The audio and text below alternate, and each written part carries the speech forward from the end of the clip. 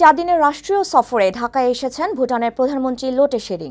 সকালে হযরত শাহজালাল আন্তর্জাতিক বিমানবন্দরে পৌঁছালে তাকে স্বাগত জানান প্রধানমন্ত্রী শেখ হাসিনা।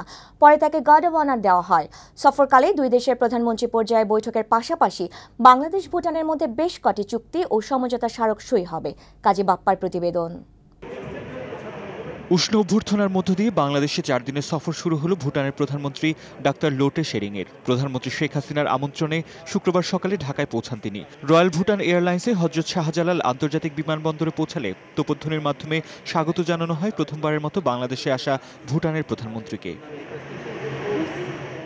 বিমানবন্দরে তাকে অভ্যর্থনা জানান প্রধানমন্ত্রী শেখ হাসিনা। পরিচয় করিয়ে দেওয়া হয় মন্ত্রিসভার সদস্য ও ঊর্ধ্বতন কর্মকর্তাদের সাথে। পরে ভুটানের প্রধানমন্ত্রীকে নেওয়া হয় অভ্যর্থনা মঞ্চে। 3 বাহিনীর একটি সুসজ্জিত দল তাকে গার্ড অফ অনার প্রদান করে।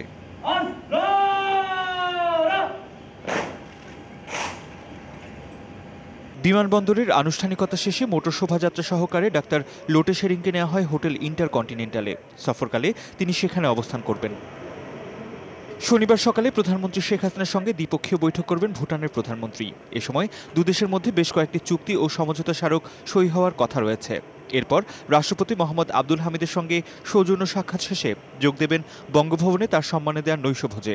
এছাড়া সফরকালে ময়মনসিংহ মেডিকেল কলেজ ও সাভারের কয়েকটি পোশাক কারখানা পরিদর্শনের কথা রয়েছে ভুটানের প্রধানমন্ত্রী ডাক্তার লোটে শেরিংয়ের। যোগ দেবেন পহেলা বৈশাখের অনুষ্ঠানেও। কাজী বাপ্পা, বৈশাখী সংবাদ, ঢাকা।